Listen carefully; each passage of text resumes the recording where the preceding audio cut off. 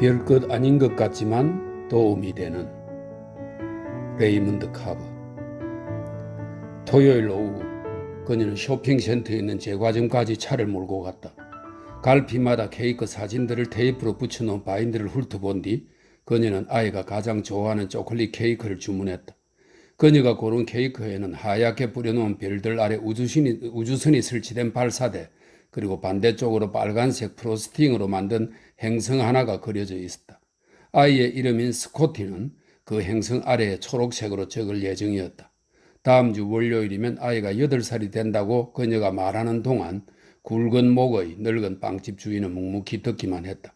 빵집 주인은 하얀 앞치마를 두르고 있었는데 그게 작업복인 모양이었다.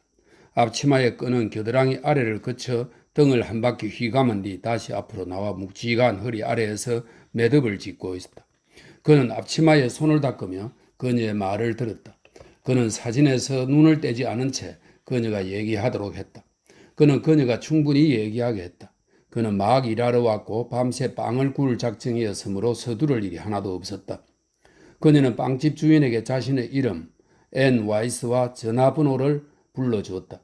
월요일 아침에 오븐에서 막 꺼낸 케이크가 준비될 텐데 아이의 파티는 그날 오후에 열릴 테니 시간은 충분했다. 빵집 주인은 쾌활하지 않았다. 예의상 주고받는 가벼운 대화도 없이 둘은 최소한의 말만, 필요한 정보만 교환했을 뿐이다.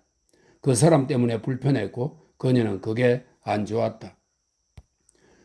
그가 한 손에 연필을 쥐고 계산대로 몸을 숙이는 동안 그녀는 그의 허접한 용모를 살피며 빵 장사가 되는 일 말고 그의 삶에서 다른 걸 해보기라도 했을까 하는 의문을 가졌다.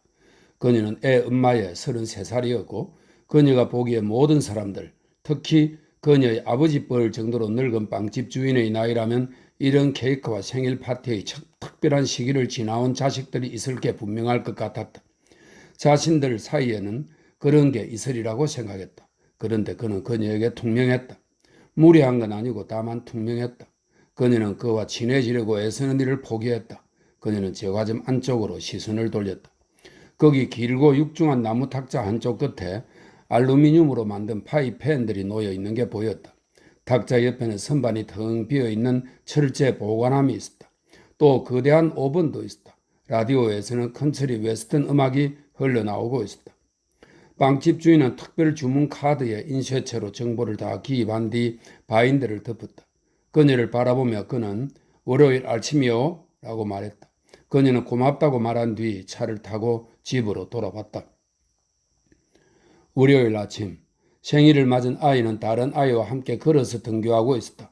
포테이토 칩 한 봉지를 서로 주고받으며 걸어가는 동안 생일을 맞은 아이는 그날 오후에 있을 생일 파티에서 친구에게 받을 선물이 뭔지 알아내려고 애를 썼다. 앞을 살피지 않은 채 걸어가던 아이는 교차로에서 인도 연석에 발을 헛디뎠고 곧바로 차에 치여 쓰러졌다. 옆으로 넘어지면서 아이의 얼굴은 배수로에 처박혔고 다리는 차도 쪽으로 나와 있었다. 두 눈은 이미 감겼으나 다리만은 마치 기어 나오겠다는 듯이 앞뒤로 까딱거렸다. 친구는 포테이토 칩 봉지를 떨어뜨린 채 울음을 터뜨렸다. 100피트쯤 더 나아갔던 차는 길 한가운데서 멈춰섰다. 운전석에 앉은 남자는 고개를 돌려 어깨너머로 돌아봤다. 그는 아이가 불안전한 자세로 일어설 때까지 그렇게 있었다. 아이는 선체로 비틀거렸다. 넋이 나간 표정이었으나 멀쩡해 보였다. 운전사는 기어를 넣고 떠나버렸다. 생일을 맞은 아이는 울지도 않았지만 그게 무엇이든 무엇라고 말할 만한 상태도 아니었다. 자동차에 부딪힌 기분이 어떠냐고 묻는 친구의 말에도 아이는 대답하지 않았다. 아이는 집으로 돌아갔고 친구는 학교로 갔다. 하지만 생일을 맞은 아이는 집 안으로 들어가 엄마에게 있었던 일을 얘기하다가 설명입니다.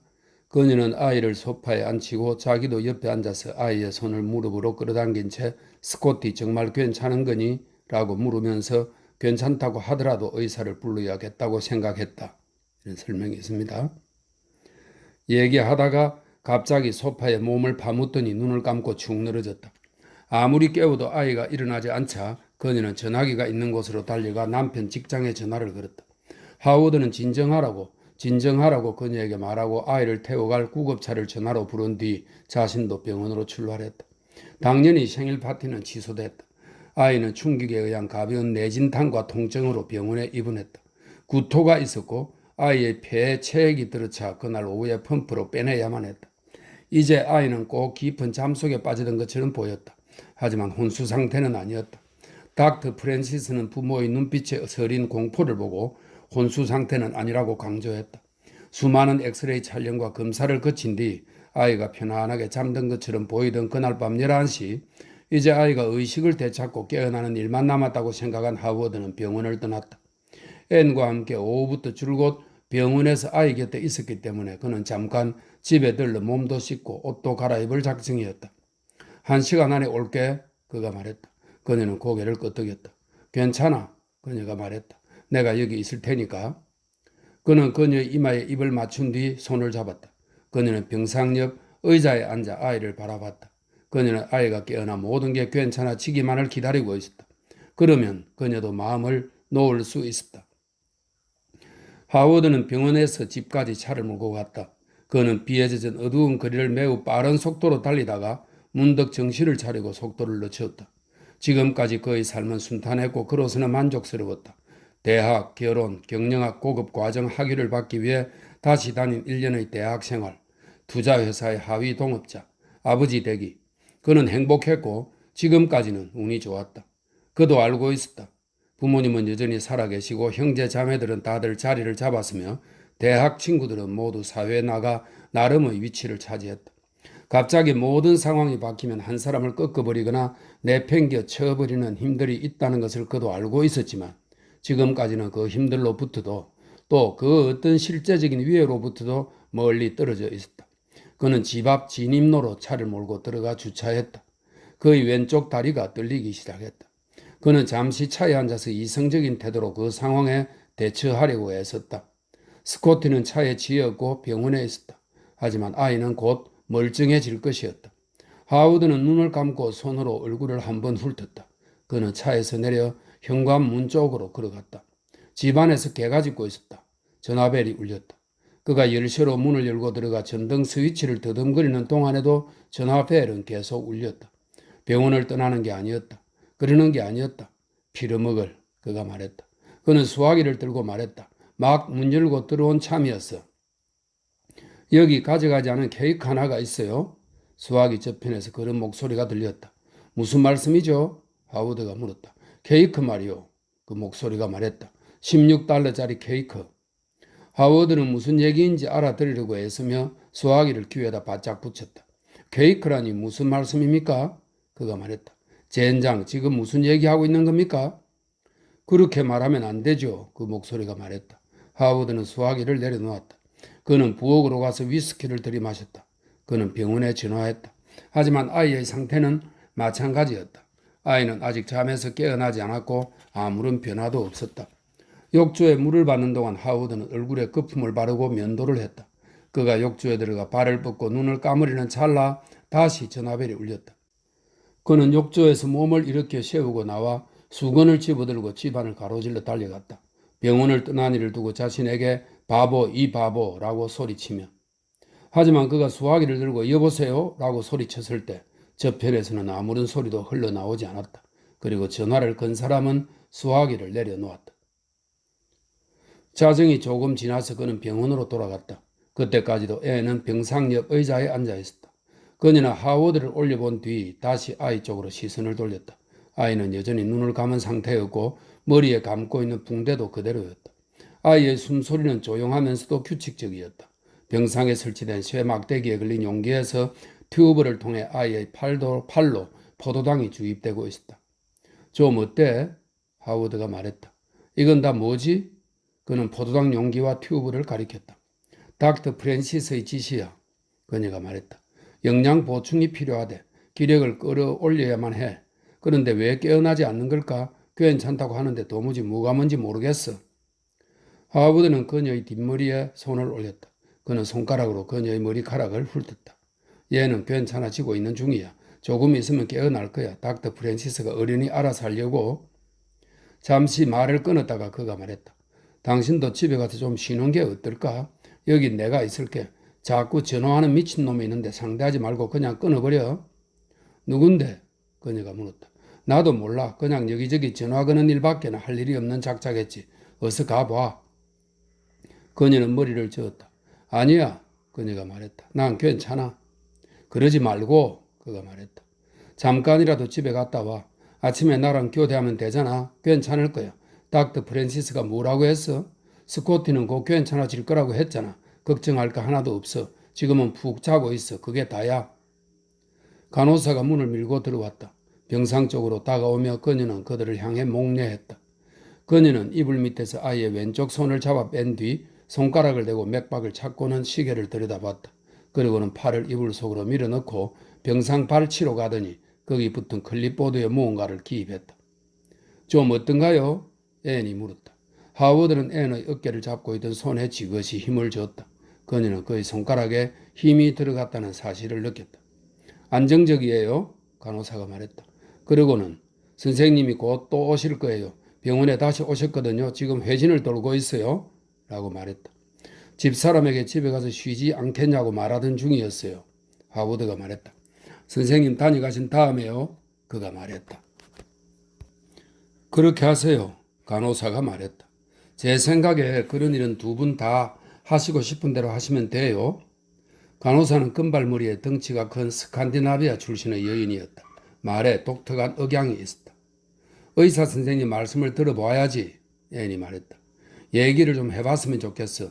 어떻게 이렇게 계속 잠만 잘 수 있는 건지 이해가 안 돼. 이게 좋아지는 건지 뭔지. 그녀는 손을 눈가로 올리고 잠시 머리를 앞쪽으로 떨구었다. 하워드는 그녀의 어깨를 잡은 손에 힘을 줬다가 다시 목 쪽으로 옮겨가 거기 근육들을 주무르기 시작했다. 몇 분 안에 프랜시스 선생님이 오실 거예요. 간호사는 말했다. 그러고는 병실을 나갔다. 하워드는 잠시 아들을 이불 밑에서 조용하게 오르내리는 작은 가슴을 바라보았다. 사무실로 앤의 전화가 걸려온 그 끔찍했던 몇 분간을 제외하고는 처음으로 진짜 공포심이 그의 온몸을 감쌌다. 그는 머리를 가로젓기 시작했다. 스코티는 괜찮다. 집에 있는 침대에서 자는 대신 머리에는 붕대를 칭칭 감고 팔에는 주사바늘을 꽂은 채 병원에 누워있는 것뿐이다. 하지만 이건 나아지는데 반드시 필요한 일들이다. 병실 안으로 들어온 닥터 프랜시스는 하워드와 악수했다. 헤어진 지 불과 몇 시간도 지나지 않았는데도 앤은 의자에서 일어섰다. 선생님? 예, 그가 말하고 목례했다. 일단 아이부터 봅시다. 의사는 말했다. 그는 병상 옆으로 가서 아이의 맥박을 쟀다. 그는 아이의 한쪽 눈꺼풀을 젖혀 들여다본 뒤 다른 쪽 눈도 살폈다. 하워드와 앤은 의사 옆에 서서 그 광경을 지켜봤다. 그러더니 의사는 이불을 긋고 청진기로 아이의 심장과 폐에서 나는 소리를 들었다. 그는 아이의 아랫배 여기저기를 손가락으로 눌러보았다. 검진을 마친 그는 병상 끝으로 가서 차트를 들여다보았다. 그는 시간에 주목하더니 차트에다가 무언가 휘갈겨 쓴 뒤 하워드와 앤을 바라보았다. 선생님, 앤은 어떤가요? 하워드가 물었다. 도대체 정확하게 문제가 뭡니까? 왜 깨어나지 않는 건가요? 앤이 물었다. 의사는 태닝한 얼굴에 어깨가 떡 부러진 미남이었다. 그는 줄무늬 넥타이에 아이보리 커프스 단추가 달린 푸른색 스리피스 양복을 입고 있었다. 회색 머리칼을 머리 양쪽으로 잘 빗어 넘겨서 이제 막 연주회라도 갔다 온 사람처럼 보였다. 아이는 괜찮습니다. 의사가 말했다. 따로 말씀드릴 진전은 없지만 차차 좋아지리라고 저는 생각합니다. 하지만 지금도 아이는 괜찮아요. 저 역시 아이가 깨어났으면 좋겠습니다. 이제 곧 깨어날 겁니다. 의사는 아이를 다시 바라보았다. 검사 결과가 2시간 안에 나올 테니까 그때는 좀 더 상세한 상황을 알 수 있을 겁니다. 하지만 아이는 괜찮아요. 정말입니다. 다만 두개골에 실처럼 가는 검이 났어요. 그런 게 있는 건 맞습니다. 말도 안 돼. 앤이 말했다. 그리고 이미 말씀드렸다시피 약간의 뇌진탕하고요. 물론 쇼크 상태라는 건 아실 테고. 의사가 말했다. 쇼크의 경우 때로 이런 상황을 볼 수 있습니다. 이렇게 잠들어 있는 거 말입니다. 그럼 이제 실제적인 위험에서는 벗어난 겁니까? 하워드가 말했다. 아까는 혼수 상태는 아니라고 하셨지 않습니까? 이걸 혼수 상태라고 말할 수는 없다고 그렇게 말씀하셨죠? 그렇게 말한 뒤 하워드는 대답을 기다렸다. 그는 의사를 쳐다봤다. 맞아요. 이걸 혼수 상태라고 부르고 싶지는 않아요. 그렇게 말하고 의사는 한 번 더 아이 쪽으로 눈길을 돌렸다. 아주 깊이 잠든 것뿐이에요. 몸이 제 나름대로 회복하는 방법인 거죠. 이제 실제적인 위험에서는 벗어났어요. 분명히 말하라면 그렇습니다. 하지만 아이가 깨어나고 다른 검사를 더 받아보면 좀 더 분명한 상태를 알 수 있을 겁니다. 의사가 말했다. 혼수 상태인 거예요. 앤이 말했다. 뭐라고 다르게 말씀하신다고 해도 아직은 혼수 상태가 아니에요. 절대로. 의사가 말했다. 혼수 상태라고 부르고 싶지는 않습니다. 아직은. 어쨌든 쇼크로 힘든 거예요. 쇼크의 경우에 이런 반응을 흔히 볼 수 있습니다. 육체적 손상에 대한 일시적인 반응이에요. 혼수 상태. 그러니까 혼수 상태는 깊은 장기적 무의식 상태로 여러 날 혹은 심지어 몇 주간 계속되는 거예요. 스코티는 그 지점에 있는 게 아니에요. 그렇게 부를 만한 상황은 아닙니다. 아침까지는 상태가 좋아질 거라고 저는 확신해요. 그럴 거라고 장담합니다. 이제 더 길어지지 말아야 하는데 일단 애가 깨어나면 더 많은 것들을 알 수 있을 거예요. 그때까지는 여기 있어도 되고 잠깐 집에 다녀오셔도 됩니다. 병원에서 잠깐 나갔다 오는 건 언제라도 가능해요. 쉬운 상황이 아니라는 건 저도 압니다. 의사는 다시 아이를 유심히 바라보며 관찰하더니 앤에게로 시선을 돌리고 말했다. 엄마는 걱정을 좀 덜 할 생각을 하셔야 해요. 저를 믿으세요. 우리가 해볼 수 있는 일은 다 할 테니까요. 지금부터 시간이 조금만 더 필요한 문제예요. 그는 그녀에게 목례하고 다시 하워드와 악수한 뒤 병실을 떠났다.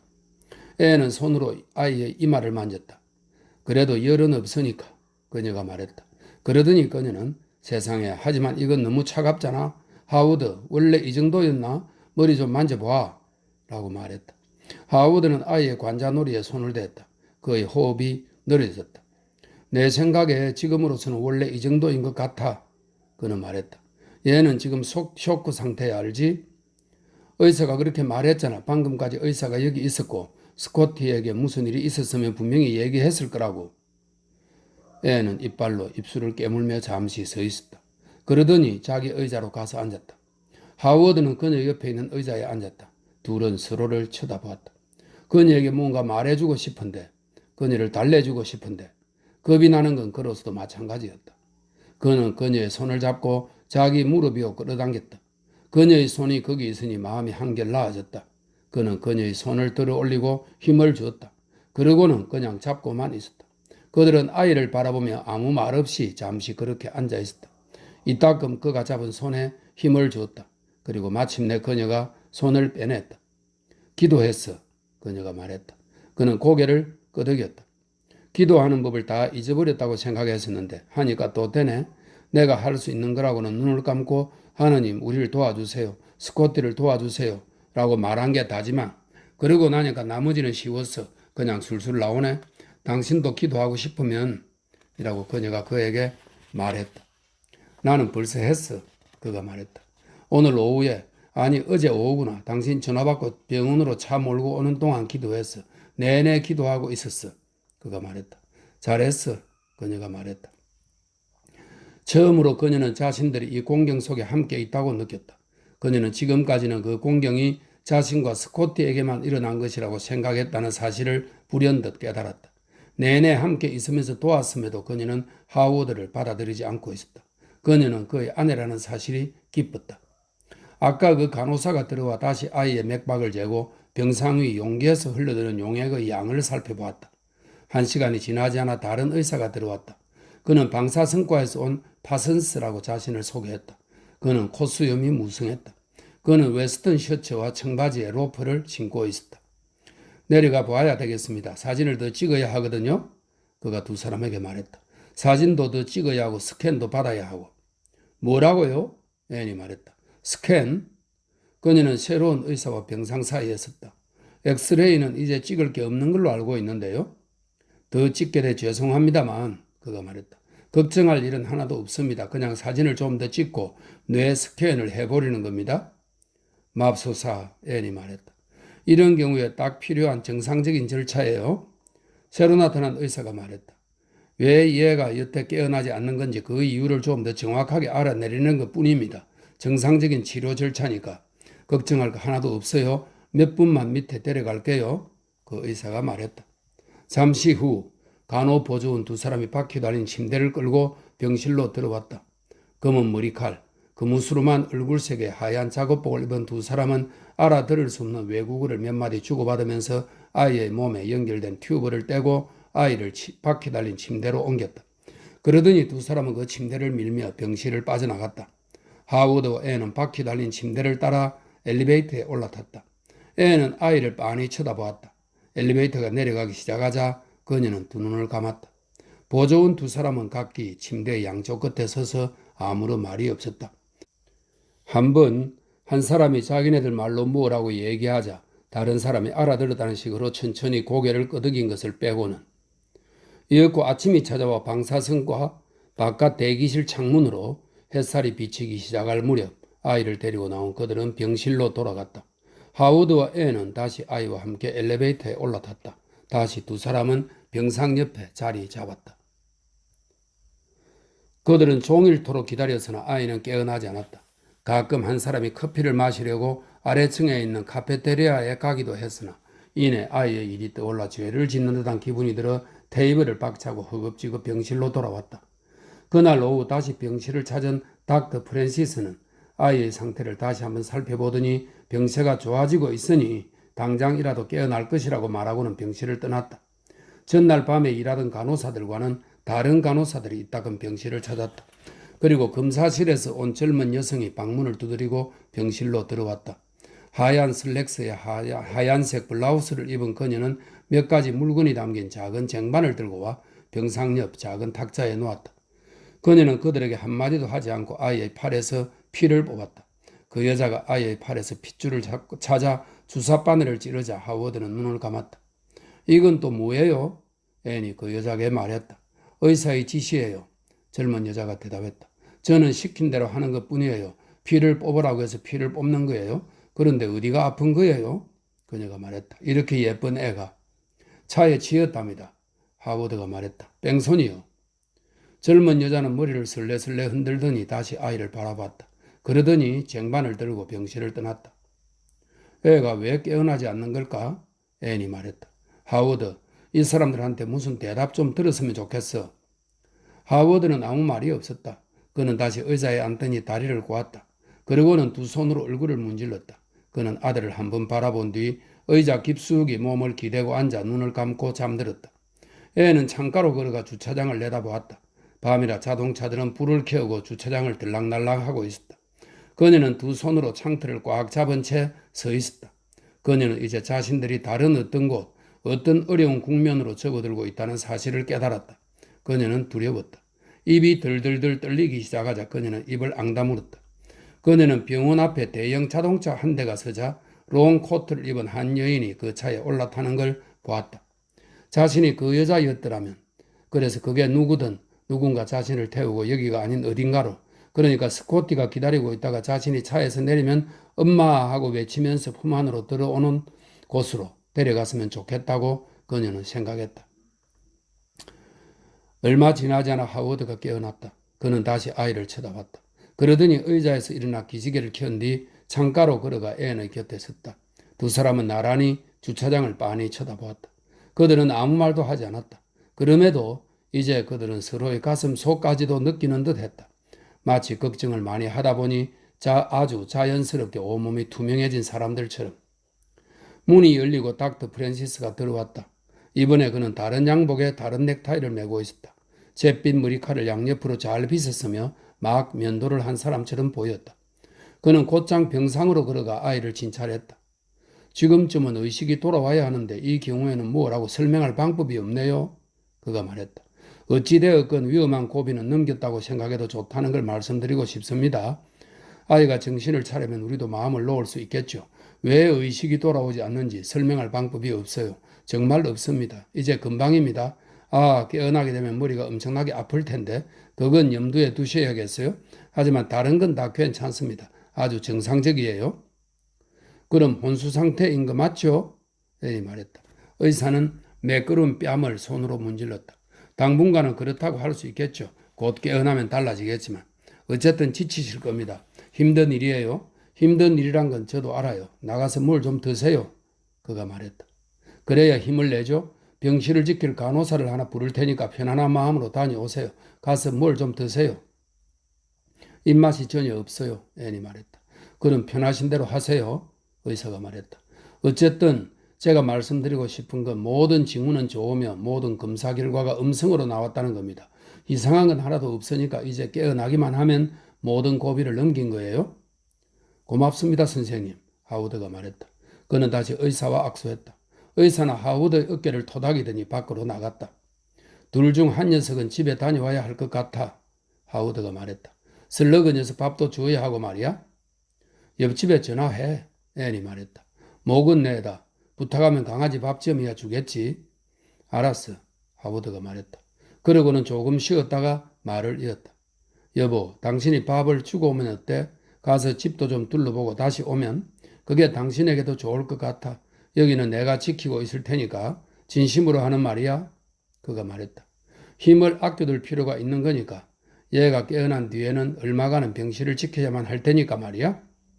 당신이 가지 그래? 그녀가 말했다. 슬러그 밥 주고 당신도 밥 먹고. 나는 이미 갔다 왔잖아. 그가 말했다. 정확하게 1시간 15분 동안 갔다 왔지. 당신도 1시간 정도 집에 가서 기운 좀 차리라고. 그런 다음 다시 와. 그녀는 그 말에 대해 생각해 보려고 노력했지만 너무 지쳐 있었다. 그녀는 두 눈을 감고 한 번 더 생각해 보려고 애썼다. 잠시 뒤 그녀가 말했다. 그래, 어쩌면 잠시라도 내가 집에 가야만 하는 건지도 모르겠다. 어쩌면 내가 여기 앉아서 눈도 떼지 않고 지켜보기 때문에 이 애가 깨어나지 않는 건지도 몰라. 그럴지도 모르지. 내가 여기 없으면 스코티가 깨어날지도. 집에 가서 목욕하고 깨끗한 옷으로 갈아입을게.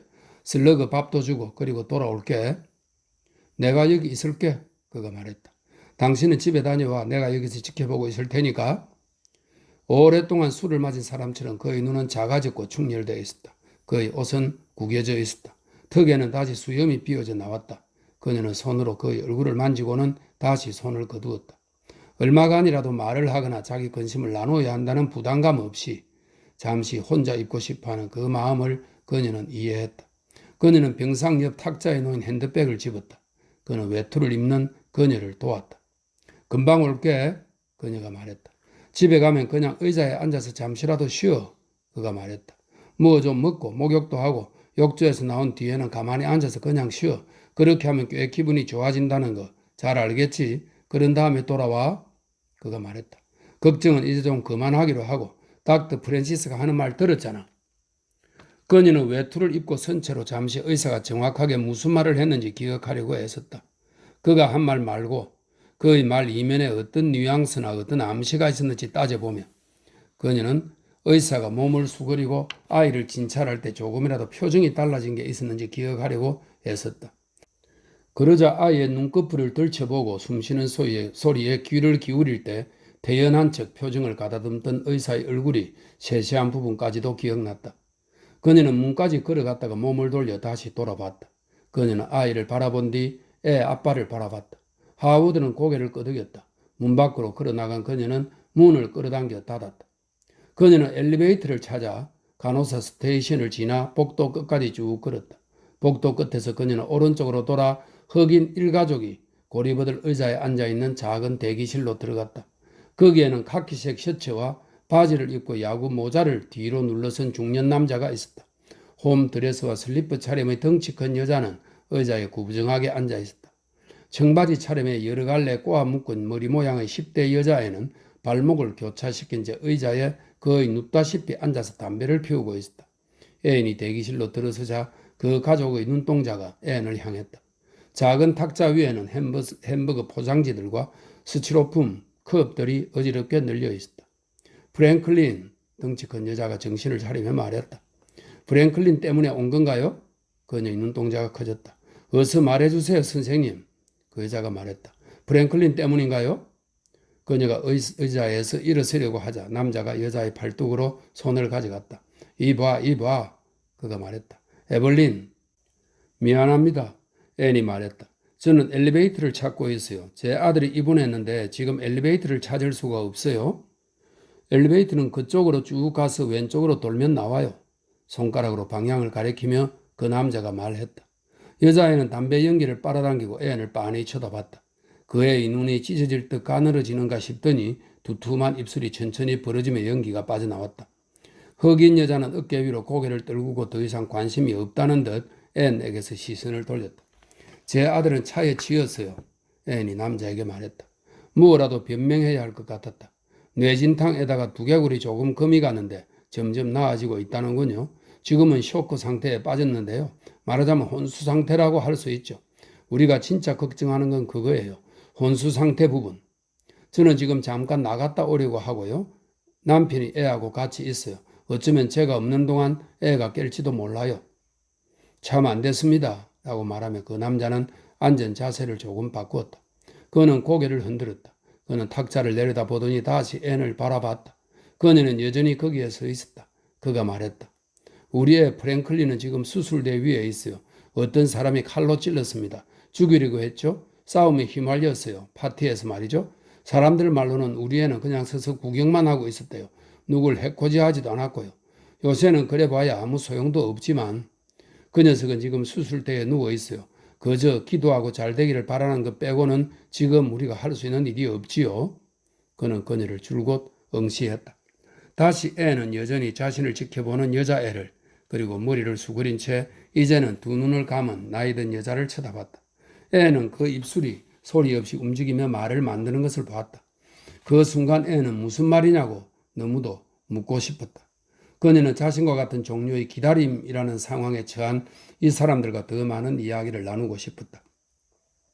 그녀도 두려웠고 그들도 두려웠다. 다들 그런 공통점이 있었다. 그녀는 그 사고에 대해 더 많은 얘기를 하고 싶었다. 스코티가 어떤 아이였는지 그들에게 더 얘기하고 또 사고가 월요일, 그러니까 그의 생일에 일어났다는 것을, 그런데 그 애는 아직 의식을 회복하지 못하고 있다는 것을 말하고 싶었다. 그러나 그녀는 어떻게 이야기를 시작해야 할지 알 수 없었다. 그녀는 아무 말도 더 말하지 못한 채 그들을 바라보며 서 있었다. 그녀는 그 남자가 가리킨 복도를 따라 걸어가다 엘리베이터를 발견했다. 그녀는 지금 자신이 하는 행동이 올바른 것인지 곱씹으면서 닫힌 문 앞에서 1분 정도 기다렸다. 그리고 손가락을 내밀어 버튼을 눌렀다. 그녀는 진입로에 들어선 뒤 엔진을 껐다. 그러고는 눈을 감고 잠시 운전대에 고개를 숙이고 기댔다. 그녀는 식어가는 엔진에서 탁탁거리며 들려오는 소리를 가만히 들었다. 그리고 자동차 밖으로 나왔다. 집 안에서 개가 짖어대는 소리가 들렸다. 그녀는 앞문으로 걸어갔다. 문은 잠겨 있지 않았다. 그녀는 안으로 들어가 불을 켜고 차를 마시기 위해 주전자를 불 위에 올렸다. 그녀는 사료 봉지를 열어 뒷 베란다에서 슬러그에게 밥을 주었다. 개는 쩝쩝 소리를 내면서 굶주린 듯 밥을 먹었다. 개는 밥을 먹다가도 그녀가 계속 있는지 보려고 부엌으로 달려오곤 했다. 그녀가 차를 들고 소파에 앉았을 때 전화벨이 울렸다.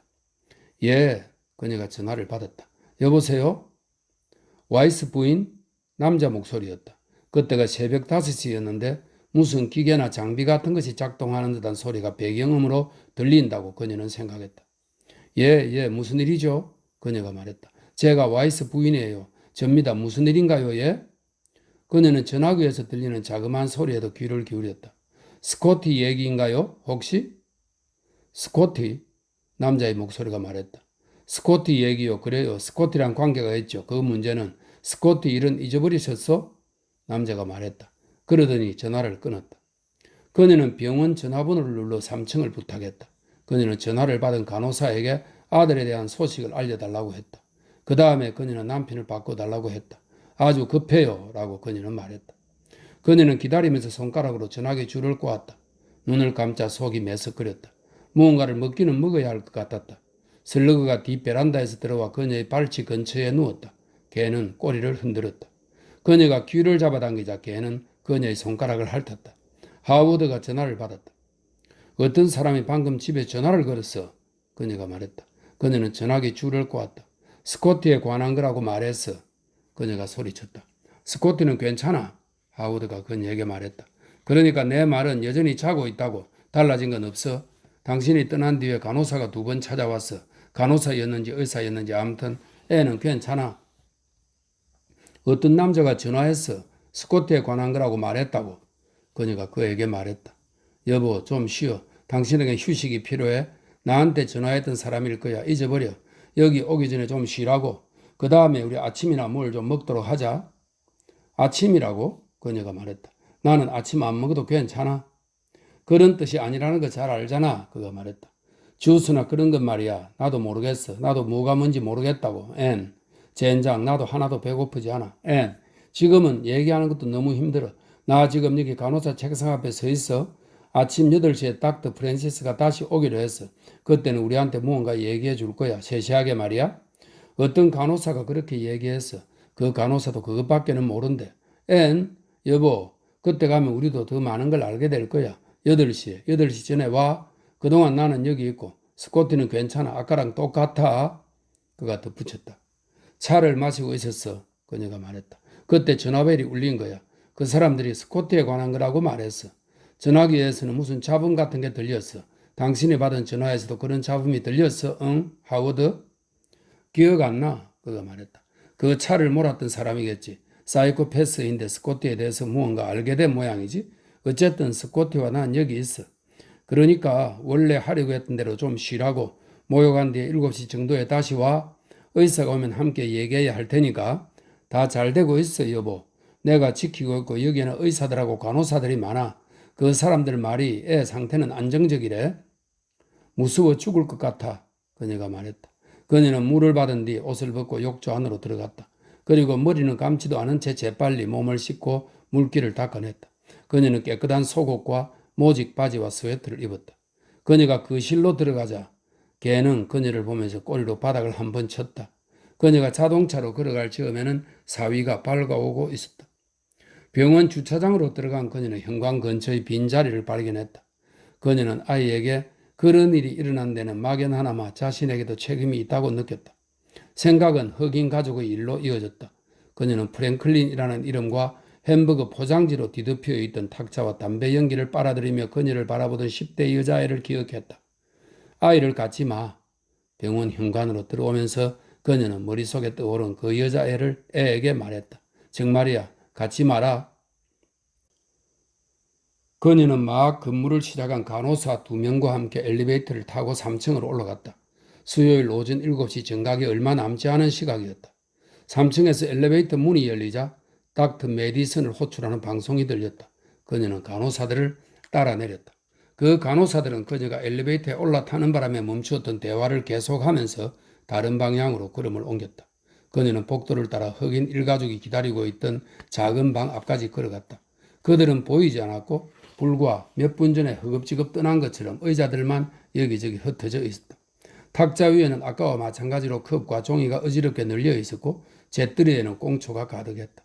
그녀는 간호사 스테이션 앞에 멈추었었다. 한 간호사가 카운터 뒤에 서서 하품을 하며 머리를 빗고 있었다. 어젯밤에 수술받은 흑인 아이가 하나 있었죠. 앤이 말했다. 프랭클린이라는 이름이었는데 가족들은 대기실에 있었고요. 그 아이 상태가 어떤지 궁금해서요. 카운터 뒤 책상에 앉아있던 간호사가 들여다보던 차트에서 시선을 떼고 올려다보았다. 전화벨이 울리자 그녀는 수화기를 들었지만 시선만은 앤에게서 떼지 않았다. 그 아이는 사망했어요.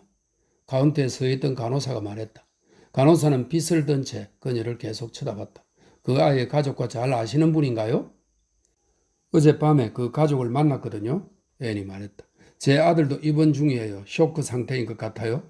무엇가 잘못됐는지 우리는 몰라요. 그냥 프랭클린 일이 궁금했을 뿐이에요. 고맙습니다. 그녀는 복도를 따라 걸었다. 벽과 색깔이 같은 엘리베이터 문이 열렸고 하얀 바지에 하얀 캔버스 운동화를 신은 수척한 대머리 남자가 엘리베이터에서 무겁게 카트를 밀었다. 어젯밤에는 거기 문이 있다는 걸 알아차리지 못했다. 엘리베이터 바깥으로 카트를 밀고 나온 남자는 엘리베이터에서 가장 가까운 병실 앞에 멈춰 서더니 클립보드를 들여다봤다. 그러더니 몸을 수그려 카트에서 쟁반 하나를 끌어냈다. 그는 문을 가볍게 두드리고는 병실 안으로 들어갔다. 카트 옆을 지나가는 동안 그녀는 데워진 음식에서 나오는 불쾌한 냄새를 맡을 수 있었다. 그녀는 그 어떤 간호사들에게도 눈길을 돌리지 않고 서둘러 걸어가 아이가 있는 병실의 문을 밀었다. 하워드는 뒷짐을 진 채 창가에 서 있었다. 그녀가 들어가자 그는 돌아섰다. 애는 어때? 그녀가 말했다. 그녀는 병상 쪽으로 다가갔다. 그녀는 침대 탁자 옆 바닥에 핸드백을 떨어뜨렸다. 아주 오랫동안 자리를 비운 듯한 느낌이 들었다. 그녀는 아이의 얼굴을 만졌다. 하워드, 닥터 프랜시스가 조금 전에 다녀갔어. 하워드가 말했다. 그녀는 그를 자세히 살펴보고는 어깨가 굳어 있다고 생각했다. 오늘 아침 8시에 온다고 알고 있었는데 그녀가 바로 말했다. 다른 의사하고 함께 왔어. 신경과 의사. 신경과 의사라고? 그녀가 말했다. 하워드는 고개를 끄덕였다. 그의 어깨가 점점 굳어간다는 사실을 그녀는 눈으로 볼 수 있었다. 그 사람들이 뭐라고 했어? 하워드, 제발 말해봐. 도대체 뭐래? 그 사람들은 애를 데리고 가서 몇 가지 검사를 더 해봐야겠다고 말했어. 앤, 수술을 해야 한다고 생각하고 있어. 여보, 수술을 할 거라고. 얘가 왜 정신을 못 차리는지 자기들도 모른대. 쇼크란 뇌진탕 이상의 무언가라는 건데 이제 그 정도만 알게 된 거지. 두개골 안에 말이야. 골절이, 그러니까 무언가가 해결해야만 하는 무언가가 있다고 생각하는 거야. 그래서 그 사람들은 수술을 하려고 해. 당신과 통화하려고 했는데 벌써 집을 나선 뒤이었던 모양이야. 오, 하나님, 그녀가 말했다. 안 돼, 하워드 안 돼. 그의 팔을 잡으며 그녀가 말했다. 저기 봐, 하워드가 말했다. 스코티, 저기 봐, 앤. 그는 그녀의 몸을 병상 쪽으로 돌렸다. 아이는 두 눈을 떴다가 다시 감았다. 아이는 다시 두 눈을 떴다. 1분 정도 앞쪽만 바라보던 눈동자는 천천히 움직이다 하워드와 앤을 향해서 잠시 멈추었다. 그러다가 다시 움직이기 시작했다. 스코티, 병상 쪽으로 다가가며 아이 엄마가 말했다. 얘야 스코티, 아빠가 말했다. 이 녀석아. 그들은 병상으로 몸을 기울였다. 하워드는 아이의 손을 잡고 토닥이다가 꽉 움켜잡았다. 애는 몸을 굽혀 아이의 이마에 몇 번이고 입을 맞췄다. 그녀는 두 손으로 아이의 양쪽 뺨을 감쌌다. 스코티 착하지? 엄마 아빠야. 그녀가 말했다. 스코티? 아이는 그들을 바라봤지만 알아본다는 느낌은 전혀 없었다. 그러더니 입이 벌어지는가 싶다가 두 눈은 굳게 잠겼고 폐 속에 더 이상 숨이 남아있지 않을 때까지 아이는 신음을 내뱉었다. 그리고 아이의 얼굴은 편안해졌다. 아이의 입술이 벌어지면서 마지막 숨이 목구멍을 지나 앙담은 이빨 사이로 천천히 빠져나갔다. 의사들은 이를 히든 오클루전이라 불렀는데 이 히든 오클루전은 눈에 보이지 않는 혈관 폐색 증상의 뜻이랍니다. 히든 오클루전이라고 불렀는데 100만 명당 1명꼴로 발생하는 특이 증상이라고 했다. 귀신같이 이 사실을 알아차리고 즉시 수술을 했더라면 아이를 살릴 수도 있었을 것이다. 하지만 그럴 일은 거의 없었다. 어쨌든 그들이 뭘 찾을 수 있었겠는가? 검사에도 엑스레이에도 나오는 건 아무것도 없었는데. 닥터 프랜시스는 동요했다. 제 마음이 지금 어떤지 설명할 방법이 없습니다. 너무너무 죄송합니다만 이런 말로도 부족합니다. 그들을 의사 휴게실 안으로 이끌며 그가 말했다. 의사 한 명이 다른 의자에 두 다리를 걸친 채 의자에 앉아 오전에 방영하는 TV쇼를 시청하고 있었다. 그는 분만실용 초록색 옷, 그러니까 헐렁한 초록색 바지에 초록색 상의, 그리고 초록색 수술 모자 차림이었다. 그는 하워드와 앤을 쳐다본 뒤 닥터 프랜시스를 바라보았다. 그는 자리에서 일어나 TV를 끄고 휴게실에서 나갔다. 닥터 프랜시스는 소파로 앤을 안내한 뒤 그녀의 옆에 앉아 낮은 목소리로 위로하듯 말하기 시작했다. 어느 시점에 이르자 그는 몸을 내밀어 그녀를 안았다. 그녀는 자신의 어깨에 닿은 그의 가슴이 규칙적으로 오르내리는 걸 느낄 수 있었다. 그녀는 눈을 뜬 채로 그에게 그대로 안겨 있었다. 하워드는 화장실로 들어갔으나 문을 열어둔 상태였다. 그는 한번 격렬하게 통곡하더니 물을 털고 얼굴을 씻었다. 그리고 밖으로 나와 전화기가 놓인 작은 탁자 앞에 앉았다. 그는 제일 먼저 해야 할 일이 뭔지 생각하는 사람처럼 전화기를 바라봤다. 그는 몇 군데 전화를 걸었다. 조금 있다가 닥터 프랜시스가 그 전화기를 사용했다. 이제 제가 도와드릴 일은 없습니까? 그가 물었다. 하워드는 고개를 저었다. 애는 무슨 소리를 하는지 알 수 없다는 듯 닥터 프랜시스를 쳐다보았다. 의사는 그들을 따라 병원 현관까지 걸어갔다. 사람들은 병원으로 들어오거나 병원을 나서고 있었다. 오전 11시였다. 애는 자신의 두 다리가 너무나 천천히 거의 마지못해 움직인다는 사실을 느낄 수 있었다. 그녀가 생각하기에 자신들은 마땅히 병원에 있어야 하는데 병원에 있는 게 더 옳은 일인데 닥터 프랜시스는 자신들을 내보내려고 하는 것 같았다. 그는 주차장을 빤히 쳐다보다가 몸을 돌려 병원 현관을 돌아왔다. 그녀는 머리를 좌우로 흔들기 시작했다. 안 돼, 안 돼요. 그녀는 말했다. 이렇게 놔두고 갈 수는 없어, 안 돼. 그녀는 자기 입에서 그런 말이 나오는 걸 듣고는 흘러나오는 말이라는 게 고작 TV 프로그램 같은 데 보면 폭력이나 갑작스런 죽음 앞에서 넋이 빠진 사람들이 쓰는 그런 따위라는 건 너무 억울하다고 생각했다. 그녀는 자기 자신의 말을 원했다. 안 돼! 라고 그녀는 말했고 어떤 이유에선가 쭉 늘어지던 흑인 여자의 머리통이 떠올랐다. 안 돼! 그녀가 다시 말했다. 이따가 말씀드리겠지만 의사가 하워드에게 말하고 있었다. 몇 가지 일들이 아직 남아 있습니다. 아직 만족스럽게 파악되지 않은 몇 가지 일들이 있어요. 우리가 좀 더 명확히 알아야만 하는 일들 말입니다. 부검입니까? 하워드가 말했다. 닥터 프랜시스가 고개를 끄덕였다. 이해해요. 하워드가 말했다. 그리고 말을 이었다. 아, 하나님 앞소서. 아니야. 이해하긴 뭘 이해해? 의사선생, 나는 이해 못해요. 이해 못해요. 절대로 이해 못해요. 닥터 프랜시스는 팔로 하워드의 어깨를 감싸 안았다. 죄송합니다. 정말 너무 죄송합니다. 그는 하워드의 어깨를 감쌌던 팔을 풀고 손을 내밀었다. 하워드는 그 손을 바라보다가 잡았다. 닥터 프랜시스는 두 팔로 앤을 한 번 더 안았다. 그는 그녀가 이해할 수 없는 어떤 종류의 선함으로 가득 차 보였다. 그녀는 자신의 머리를 그냥 그의 어깨에 기댔으나 두 눈만은 뜨고 있었다. 그녀는 계속 병원을 쳐다보았다. 차를 타고 주차장을 빠져나오는 동안에도 그녀는 병원 쪽을 돌아보았다.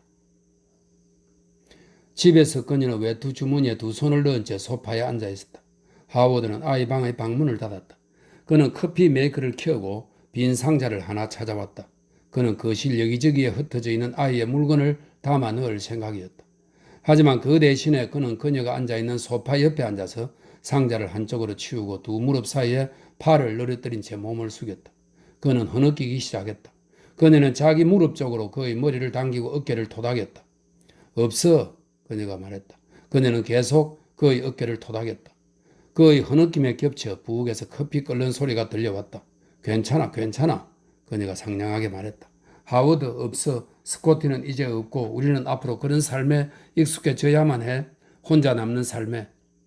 조금 뒤 하워드는 일어나 상자를 들고 거실 주위를 목적 없이 움직이기 시작했다.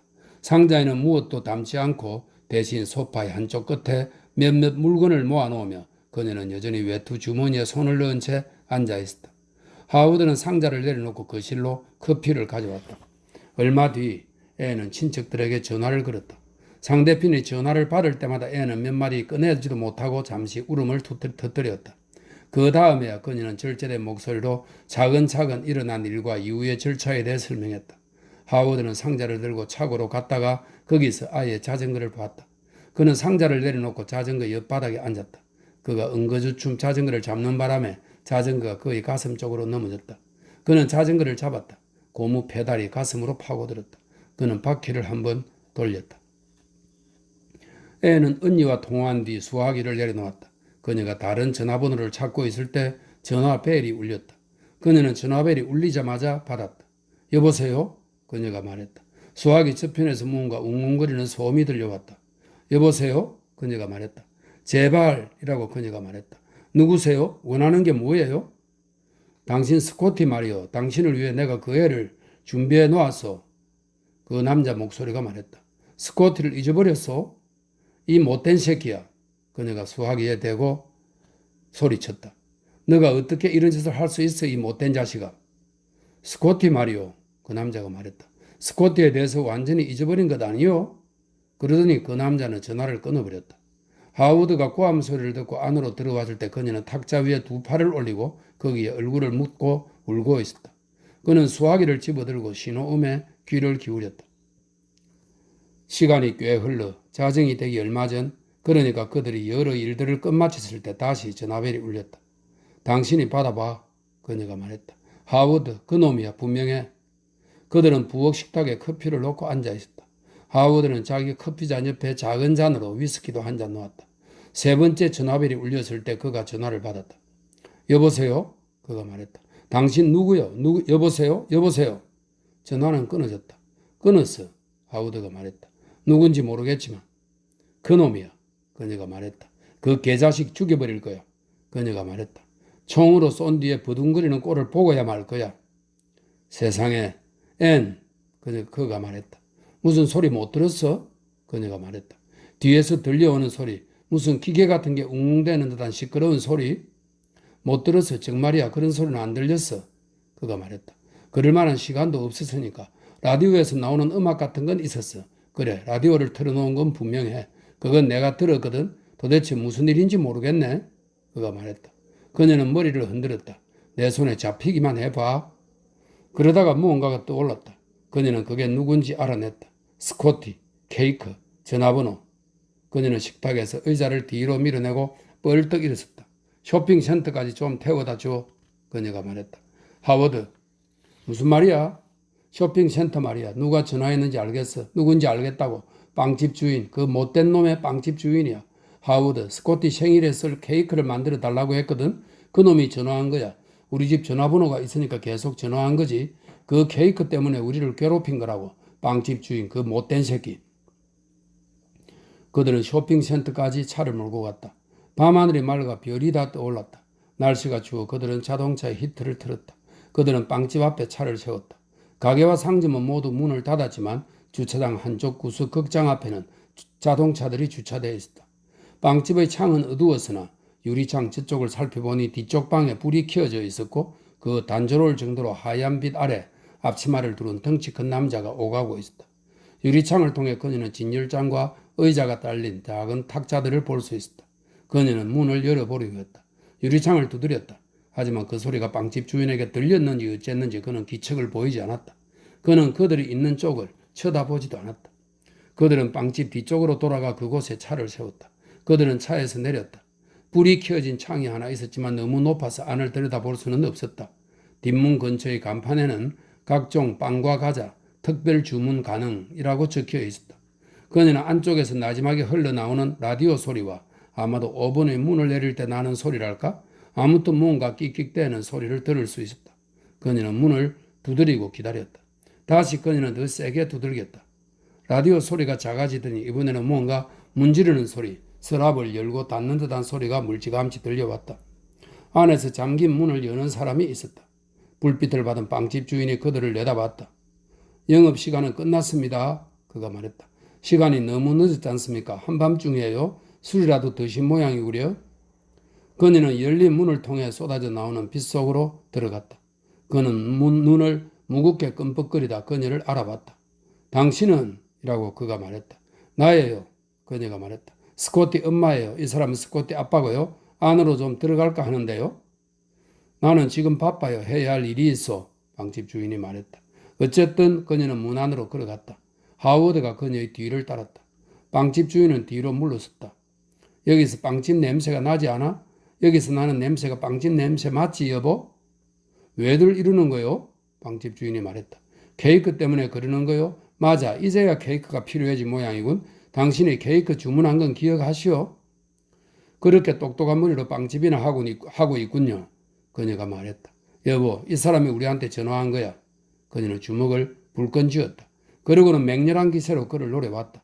내부 깊은 곳에서 타오르는 분노로 그녀는 자신이 원래의 자신보다 거기 있는 남자들보다 크다고 느꼈다.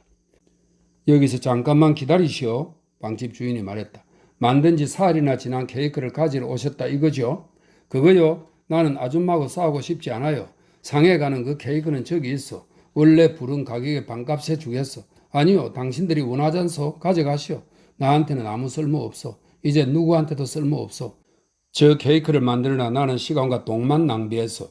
가져가도 가고 싶으면 줬어. 가져가시오. 가져가기 싫다고 해도 줬어. 아무 문제 없어. 나는 이제 일을 해야겠어. 그는 그들을 바라보며 앙담은 이 뒤로 혀를 말았다. 케이크가 더 필요해요. 그녀가 말했다. 그녀는 자신이 감정을 속에서 치밀어 오르는 것을 진정할 수 있게 되었다는 것을 알았다. 그녀는 침착해졌다. 아줌마, 나는 먹고 살자고 이 안에서 하루에 16시간을 일합니다. 빵집 주인이 말했다. 그는 앞치마로 두 손을 닦았다. 여기서 밤낮 없이 일해야 겨우 수지를 맞출 수가 있어요. 애의 얼굴에 지나가는 표정을 보고 빵집 주인은 뒤로 물러서면서 말했다. 번거로운 건 질색이요. 그는 조리대로 손을 뻗더니 오른손으로 반죽 밀대를 집어들고 왼쪽 손바닥을 두들기기 시작했다. 케이크 가져갈 거요 말 거요. 나는 다시 일해야 하오. 빵장수들은 밤에 일하오. 그가 다시 말했다. 그의 눈이 작고 비열해 보인다고 그녀는 생각했다. 그 눈은 거칠거칠한 뺨 주위의 살에 파묻혀 잘 보이지 않았다. 목은 살이 많아 두꺼웠다. 빵장수들이 밤에 일한다는 거 나도 알아요. 앤이 말했다. 빵장수들, 전화질도 밤에 잘하죠. 이 못된 자식아. 그녀가 말했다. 빵집 주인은 밀대로 손바닥을 계속 두들겼다. 그는 하우드와 눈을 마주쳤다. 신경 좀 쓰세요. 신경 좀. 그가 하우드에게 말했다. 우리 아들은 죽었어요. 그녀가 냉정하고 침착한 목소리로 잘라 말했다. 월요일 아침에 차에 치였어요. 우리가 줄곧 곁에 있었지만 결국 죽고 말았어요. 물론 당신이야 그 사실을 알 수는 없었겠죠. 빵장수라고 해서 모든 것을 알 수는 없을 테니까. 안 그래요? 빵장수 아저씨? 하지만 그 애는 죽었어요. 그 애는 죽었다고 이 못된 놈아. 갑자기 솟구친 분노는 또한 갑자기 고지누룩해지더니 단지 무언가로, 그러니까 구역질이 날 것 같은 어지러운 느낌으로 바뀌었다. 그녀는 밀가루가 묻어있는 나무 탁자에 몸을 기대고 얼굴을 두 손으로 감싸더니 어깨를 들썩이며 소리내어 울기 시작했다. 너무하잖아. 그녀가 말했다. 너무해도 정말 너무하잖아. 하워드는 그녀의 잘록한 허리 부분에 손을 얹으며 빵집 주인을 바라봤다. 부끄러운 줄 아세요? 하워드가 그에게 말했다. 부끄러운 줄을. 빵집 주인은 밀대를 조리대 위에 내려놓았다. 그는 앞치마도 풀어 조리대 위에 던졌다. 그는 그들을 바라보더니 천천히 머리를 흔들었다. 그는 서류와 영수증과 계산기와 전화번호부가 놓여있는 접이식 탁자에서 의자를 하나 꺼냈다. 여기 좀 앉으시오. 그가 말했다. 당신 의자도 가져오겠소. 그가 하워드에게 말했다. 여기 좀 앉아주시오. 그는 가게 앞쪽으로 가더니 작은 철제 의자 두 개를 들고 왔다. 두 분 다 여기 좀 앉으시오. 애는 눈가에 눈물을 닦고 빵집 주인을 바라봤다. 당신을 죽이고 싶었어요. 그녀가 말했다. 당신이 죽었으면 좋겠다고 생각했어요. 빵집 주인은 그들을 위해 탁자 위를 치웠다. 그는 계산기와 함께 공책과 영수증을 한쪽으로 밀어냈다. 그가 전화번호부를 밀어내자 전화번호부는 소리를 내며 바닥으로 떨어졌다. 하워드와 애는 의자를 탁자 쪽으로 붙이며 앉았다. 빵집 주인도 함께 앉았다. 미안하다는 말을 해야겠어. 빵집 주인이 팔꿈치를 탁자 위에 올리며 말했다. 내가 얼마나 미안한지는 하나님만이 아실 거요. 내 말을 잘 들어요. 나는 빵장수일 뿐이라고. 다른 뭐라고는 말하지 못하겠어. 예전에, 그러니까 몇십 년 전에는 다른 종류의 인간이었을지 몰라요. 지금은 기억도 안 나는 일들이니까 나도 잘 모르겠어. 어쨌든 내가 어땠건 이제는 더 이상 예전의 내가 아니라는 거예요. 지금은 그저 빵장수일 뿐이요. 그렇다고 해서 내가 한 일들의 변명이 될 수는 없겠지요. 그러나 진심으로 미안하게 됐습니다. 자제분에게 일어난 일은 안 됐다고 생각합니다. 그런 상황에서 제가 한 일도 죄송합니다. 빵집 주인은 말했다. 그는 탁자 위로 두 손을 내밀더니 손바닥을 펼쳤다. 내게는 아이가 하나도 없었기 때문에 지금 당신들의 심정에 대해서는 간신히 짐작만 할 수 있을 뿐이라오. 지금 이 순간 내가 할 수 있는 말이라고는 미안하다는 것뿐이라오. 부디 용서해 주시길 바랍니다. 빵집 주인은 말했다. 나는 못된 사람이 아니요. 적어도 그렇다고 생각합니다. 당신이 말한 것처럼 전화로 못된 짓 하는 사람은 아니라고. 요약하자면 더 이상 어떻게 행동해야 할지 나도 모르겠다는 걸 알아줬으면 뭐 그렇다고나 할까요? 부탁이요. 그 남자는 말했다. 나를 용서할 마음이 생기는지 여쭤봐도 되겠소? 빵집 안은 따뜻했다. 하워드는 탁자에서 일어나 외투를 벗었다. 그는 앤이 외투를 벗는 것을 도왔다. 빵집 주인은 그들을 가만히 쳐다보다가 고개를 끄덕이며 탁자에서 일어났다. 그는 오븐으로 가더니 몇몇 스위치를 껐다. 그는 컵을 찾아 전기 커피 메이커에서 커피를 따랐다. 그는 크림이든 종이 곽을 탁자 위에 놓았고 설탕 종지도 가져왔다. 아마 제대로 드신 것도 없겠죠? 빵집 주인이 말했다. 내가 만든 따뜻한 롤빵을 좀 드시지요. 뭘 좀 드시고 기운을 차리는 게 좋겠어. 이럴 때 뭘 좀 먹는 일은 별것 아닌 것 같지만 도움이 될 거요. 그가 말했다. 그는 오븐에서 따뜻한 계피 롤빵을 가져왔는데 겉에 입힌 아이싱이 아직 굳지도 않았다. 그는 탁자 위에 버터를 놓고 버터를 바를 칼을 가져왔다. 그리고 나서 빵집 주인은 그들과 함께 탁자에 앉았다. 그는 기다렸다. 그들이 각자 접시에 놓인 롤빵을 하나씩 집어먹기 시작할 때까지 그는 기다렸다. 그들을 바라보며 그가 말했다. 무언가를 먹는 게 도움이 된다오. 더 있어. 다 드시오. 먹고 싶은 만큼 드시오. 세상의 모든 롤빵이 다 여기에 있으니. 그들은 롤빵을 먹고 커피를 마셨다. 애는 갑자기 허기를 느꼈는데 그 롤빵은 따뜻하고 달콤했다. 그녀는 롤빵을 3개나 먹어 빵집 주인을 기쁘게 했다. 그리고 그가 이야기하기 시작했다. 그들은 신경을 써서 귀를 기울였다. 그들은 지치고 비통해서나 빵집 주인이 하고 싶어하는 말에 귀를 기울였다. 빵집 주인의 외로움에 대해서, 중년을 지나면서 자신에게 찾아온 의심과 한계에 대해서 말하기 시작할 때부터 그들은 고개를 끄덕였다. 그는 그들에게 그런 시절을 아이 없이 보내는 일이 어떤 것인지 말했다. 매일 오븐을 가득 채웠다가 다시 비워내는 일을 반복하면서 보내는 일이 어떤 것인지, 그가 만들고 또 만들었던 파티 음식, 축하 케이크들, 손가락에 푹 잠길 만큼의 당이, 케이크에 세워두는 작은 신혼부부 인형들, 몇백, 아니 지금까지 몇천에 달할 것들, 생일들, 그 많은 촛불들이 타오르는 것을 상상해보라. 그는 반드시 필요한 일을 했다. 그는 빵집 주인이었다. 그는 자신이 꽃장수가 아니라 좋았다. 사람들이 먹을 것을 만드는 게 더 좋았다. 언제라도 빵 냄새는 꽃 향기보다 더 좋았다. 이 냄새를 맡아보시오. 그는 빵 덩어리를 잘라내면서 빵집 주인이 말했다. 퍽퍽한 빵이지만 맛깔난다오. 그들은 빵 냄새를 맡았고 그는 맛보라고 권했다. 당밀과 거칠게 빻은 곡식 맛이 났다. 그들은 그에게 귀를 기울였다. 그들은 먹을 수 있는 만큼 먹었다. 그들은 검은 빵을 삼켰다. 형광등 불빛 아래에 있는데 그 빛이 마치 햇빛처럼 느껴졌다. 그들은 이른 아침이 될 때까지 창으로 희미한 햇살이 높게 비칠 때까지 이야기를 나눴는데도 떠날 생각을 하지 않았다.